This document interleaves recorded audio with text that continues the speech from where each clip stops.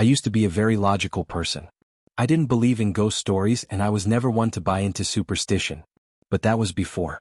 Before the night I ran out of gas in the worst possible place. Now, let me just say this, never ignore a gut feeling. And never take a detour you're not familiar with. It was a Saturday in October, just before Halloween. I had gone to my cousin's wedding in a tiny town called Santa Monica de los Robles, a place so small it barely showed up on Google Maps. You had to use one of those rural GPS apps just to get there. Beautiful area, all forest and mountains but remote. To get there, I had to drive over 3 hours. The original plan was to spend the night at my aunt's place, but a last-minute work emergency forced me to head back the same night. It was around 12:30 a.m. when I hit the road. It was dark. Really dark, not city dark where there's always some light around. Just asphalt, yellow lines and my headlights lighting a few feet ahead. After about an hour and a half of driving, I noticed the gas gauge was dropping much faster than it should have. That threw me off. I was absolutely sure I'd filled the tank that morning. Maybe there was a leak or maybe the gauge was broken. Whatever the case, the low fuel warning came on sooner than it should have. I pulled over to check the map. The nearest gas station was 20 kilometers away, but the road there was winding and steep. Then I noticed something else. A small detour marked on the map, cutting through the forest and supposedly reconnecting with the main road just a few kilometers from the station. I stopped and thought about it for a second. It was late. I was tired. I wanted to get home. The app marked the route as drivable, though unpaved. So I turned the wheel and took the detour.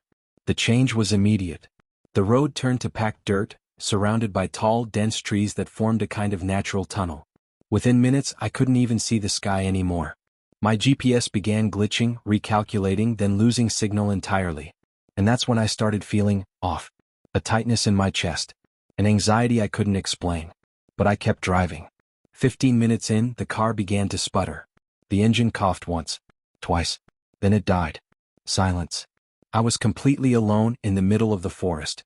I turned the key again. Nothing. Out of gas. My phone had no signal. The darkness was deeper than anything I'd ever seen. The headlights were still on, but they flickered strangely like something was interfering with them. That's when I realized something terrifying. The forest was completely silent. No insects. No wind. Nothing. It was like I was inside a vacuum.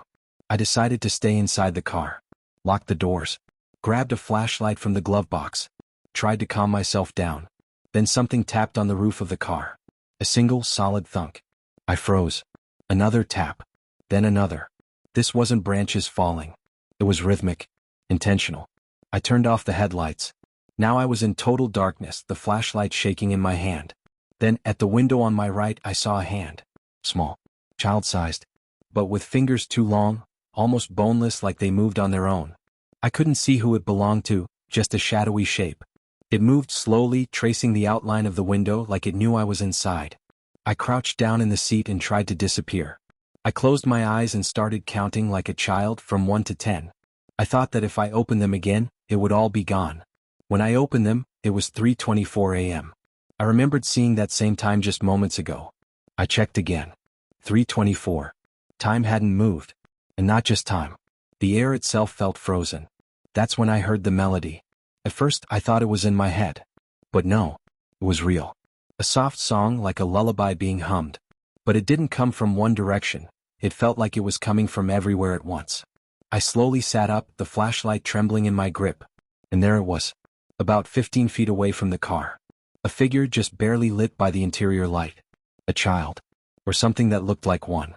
Its head tilted to one side like its neck was broken. Old-fashioned clothes like something out of a black and white photo. And in its hand, it held a candle. A tiny flame flickering wildly, even though there was no wind. But the worst part, its eyes. It had no eyes. Just hollow, empty sockets. And yet, it was looking at me. The figure raised its arm and pointed straight at me. The candle went out. And everything went black. I don't remember anything after that. When I opened my eyes, sunlight was pouring through the windshield. My car was on the side of the main road, just a few kilometers from home. The gas tank read half full. The GPS worked. The clock read 8:12 a.m. I thought it must have been a nightmare. Until I got home, took off my jacket in front of the bathroom mirror, and saw a dark mark on my neck. The shape of a small hand. Fingers long and thin. The mark stayed for days. And the worst part? Now, sometimes when I sleep I'll suddenly wake up at exactly 3:24 a.m. and hear that same lullaby, softly humming, from behind the wall.